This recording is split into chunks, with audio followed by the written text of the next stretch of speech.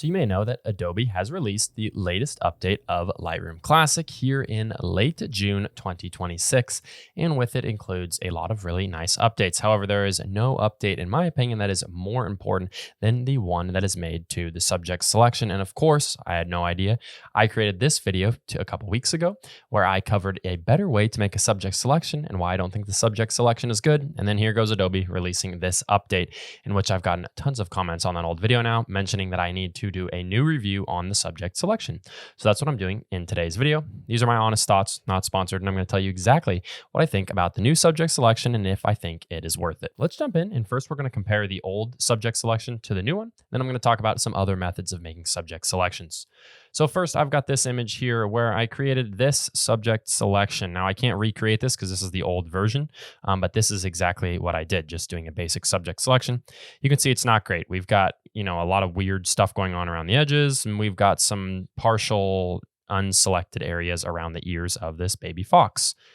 So if we go up and we create a new subject selection here, you will see the subject selection is quite a bit better, like substantially better, when we go from something that looks like this to something that looks like this. So that looks really good. Now, there's a few critiques that I would have when I zoom in. You can see that maybe the subject selection isn't super sharp, and there's oftentimes some weird things going on around the edges.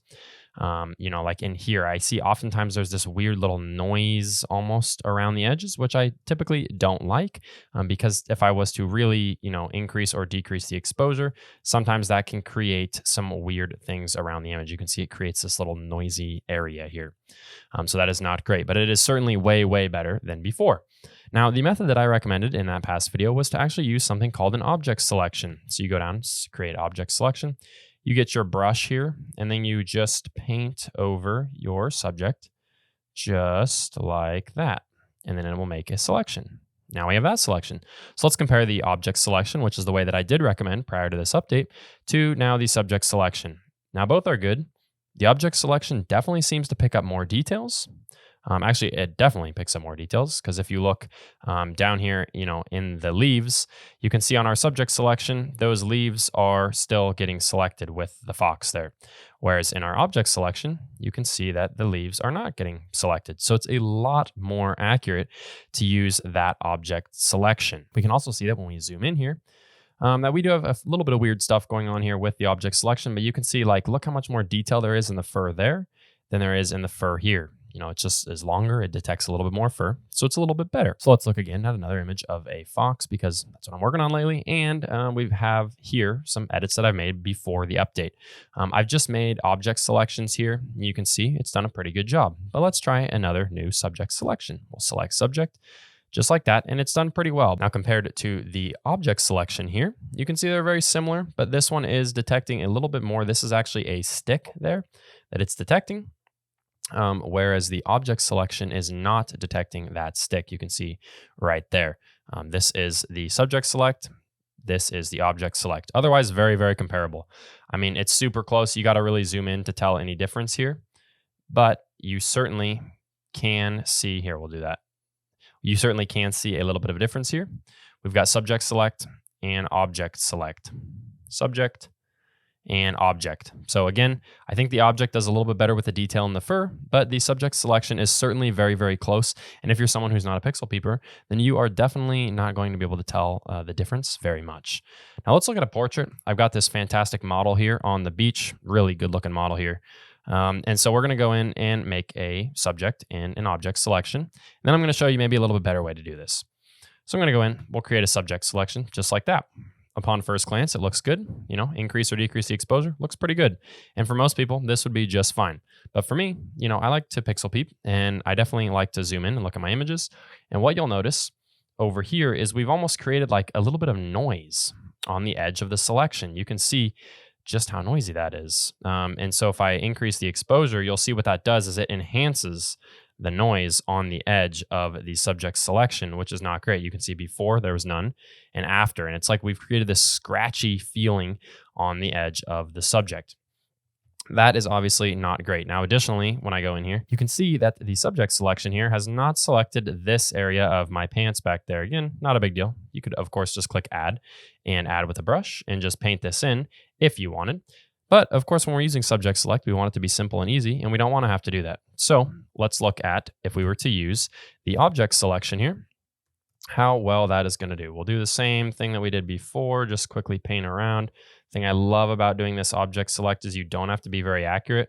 You can just do something like that, and it will automatically find your selection. So now you can see, now we're looking at the subject selection.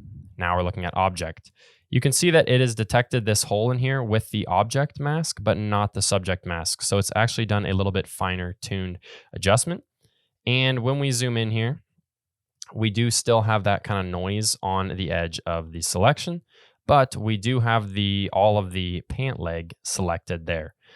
So, I mean, both of these are very similar in how good they are. I would say they can be used interchangeably for the most part, but I do think object selection is maybe still a little bit better. But I will say the one thing that frustrates me is you can actually do this much better in Photoshop. So again, remember, look at this selection. Look how noisy the edge is. Let's jump into Photoshop. So this is technology that Adobe owns. They can use this. I don't know why they don't include this in Lightroom. But if I go here in Photoshop and I use the select subject, of course, with cloud processing, which I'll show you how to turn that on here in this video. But this will create a subject selection, and I can create something like just a simple exposure, and we'll bring up the exposure. Now I'll zoom back into the same area of the pants, and notice there is no weirdness going on along the edge.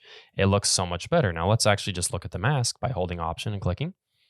And you can see it's not creating that much noise along the edge.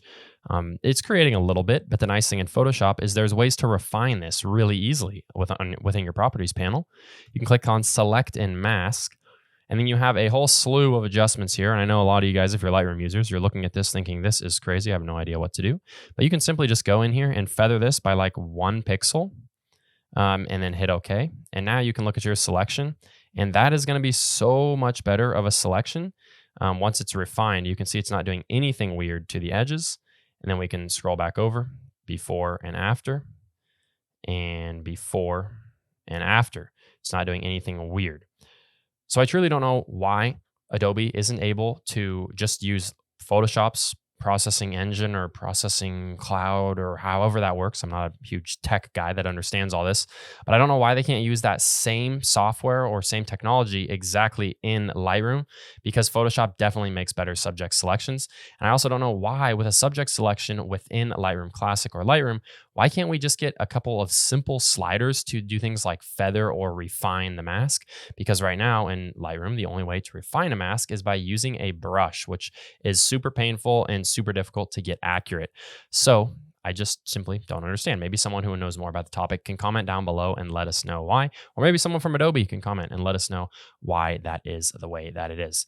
So yes, Adobe subject selection has improved, but no, I still don't think that it is super great, especially when you compare it to Photoshop, which is also an Adobe program.